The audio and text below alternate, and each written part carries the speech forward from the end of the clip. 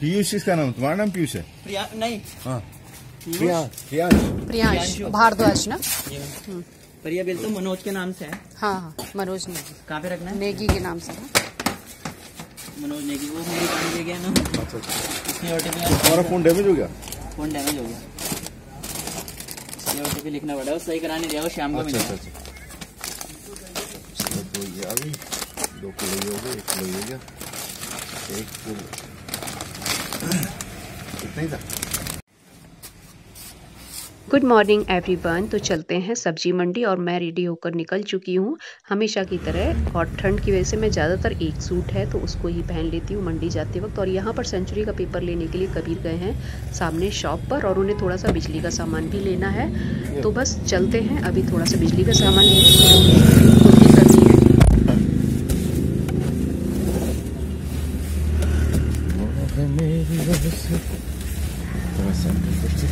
होगी और हम जरूर खाएंगे। दूसरी दुकानें देखकर मुझे भी मन करता है कि मैं भी कुछ छोटा सा काम कर लूं तो बेहतर रहेगा, पर बस मन तो मन है, मन में ही रह जाती है। आदमी की जिंदगी काटने करना पड़ेगा। तो जिनके पास से कबीर आए हैं वो हमारे जानने वाले भैया हैं, तो मैं उनके बारे में बात कर रही हूँ। उनके पास एक शॉप भी है रेंट के लिए, हाउस भी, तो बस उसी सिलसिले में मेरी बात हो रही थी। करना बहुत कुछ चाहते हैं, पर कई बार ऐसा होता है ना, लगता है कि एक एज के बाद कुछ प्रॉब्लम्स आ रहे हैं, उन पर जीत हासिल करना बहुत बड़ी चीज़ हो जाती है। और कभी कर पाते कभी। और मैं यहाँ बैठकर सोच रही थी, जब ये बिजली के पाइप लेने चले गए तो मैं सोच रही बैठी बैठी, मेरा चेहरे पर स्वेलिंग बहुत आ चुकी है एलर्जी से। तो बस मतलब बिल्कुल कद्दू जैसी लग रही थी, तो मुझे बड़ा मन में अजीब अजीब विचार चल रहे थे।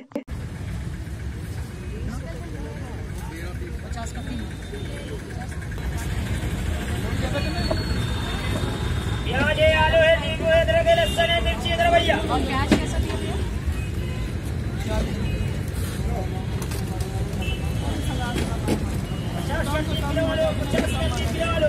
भैया बीज वाले बटर वाले, बीज वाले सिंगल वाले। हाँ मटर डालने वाले।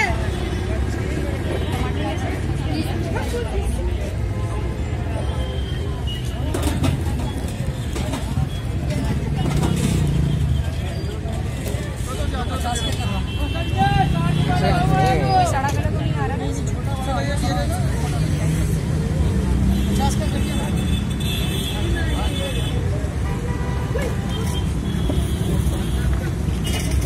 टमाटर बताओ बाद में।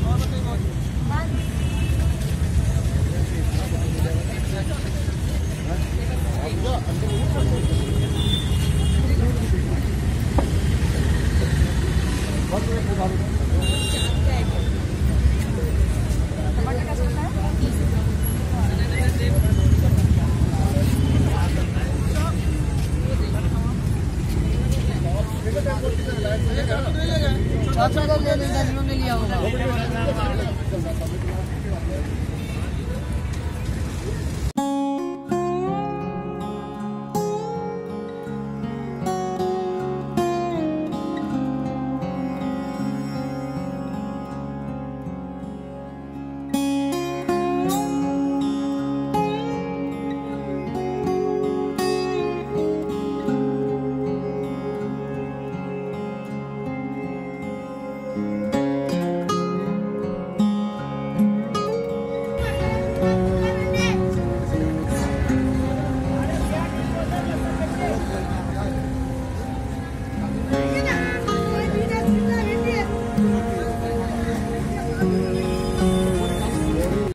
अब हम जा रहे हैं घर की ओर, और सामान जो लेना था जो वो ले चुके हैं। कुछ चीज़ें ज़रूरी थी, जैसे मैंने बताया कि कमरे की ऊपर लाइट ख़राब हो चुकी है, जो अंडरग्राउंड वायरिंग है तो उसे हमें ऊपर डालना है, जिसके लिए पाइप लेकर जा रहे हैं। तो बस यहाँ से थोड़ा सा लेने के बाद हम घर जा रहे हैं। बाकी सामान हमारा सुबह सुबह घर में आ चुका था, जो हमने जियो मार्ट से मंगाया था, तो वो मैंने आपको दिखाई दिया जो ज़रूरत का था। सिर्फ सब्जी था, वैसे तो मैं ठेले से ले लेती हूँ सब्जी, पर आज क्योंकि आना था, एक घूमने का बहाना भी था, मतलब कबीर को तो अपना सामान लेना ही था, तो मुझे लगा कि मैं भी साथ में जाके बाहर से ही सब्जी थोड़ी ला सकती हूँ, तो इस बहाने मेरा भी निकलना हो गया। अब यहाँ पर ये पाइप वगैरह लेकर ऊपर आ गए हैं, तो मैंने बीच में थोड़ी सी रिकॉर्डिंग की है, बाकी तो पाइप वगैरह के टुकड़े जो कट करने थे, नापा जोखा जो भी है इंची टेप वगैरह से कबीर ने नाप कर और यहाँ से बोर्ड हटा दिया है। पहले बोर्ड यहाँ नीचे था क्योंकि अंडरग्राउंड वायरिंग निकालने के बाद थोड़ा सा इनकी पाइप की ये सेटिंग जो है ना वो चेंज हो गई है, तो जिस वजह से बोर्ड का जो वायर लगेगा नीचे तक नहीं आ पाएगा। तो इन्होंने कहा कि मैं थोड़ा सा बोर्ड को देखता हूँ, अगर नीचे आ गया किसी तरह एडजस्ट करता हूँ तो लग जाएगा, वरना इसको मैं ऊपर थोड़ा सा खिसका दूंगा। तो वही सब अभी चल रहा है, कहाँ से वायर लेना है, किधर से क्या। और ये बेसिक चीज़ें हैं, मतलब काम नहीं आता, लेकिन ये सब चीज़ें शौक है कबीर को तो वो अपनी तरफ से सीखते रहते हैं। मतलब कोई ऐसा काम है ही नहीं घर का जो अगर छोटा मोटा है छिटपुट वाला जिसमें हमें मतलब इलेक्ट्रिशियन की ज़रूरत नहीं पड़े और कारपेंटर वगैरह जैसी चीज़ों की, तो वो अपने हाथ से खुद ही करना पसंद करते हैं जहाँ तक पॉसिबल होता है।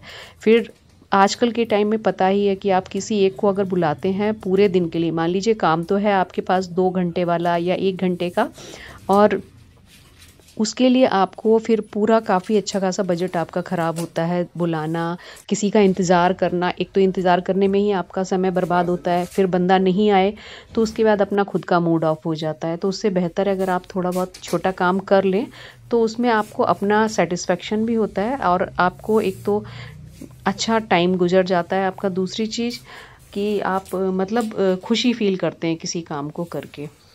तो बगल वाले कमरे का हमारा हो चुका था और थोड़ा सा ये साइड वाली वॉल पर भी प्रॉब्लम आ रही थी लाइट की, कहीं कनेक्शन अंदर शायद कट हो गया है या कुछ है जिसकी वजह से पूरी वायरिंग अंदर से काटती है।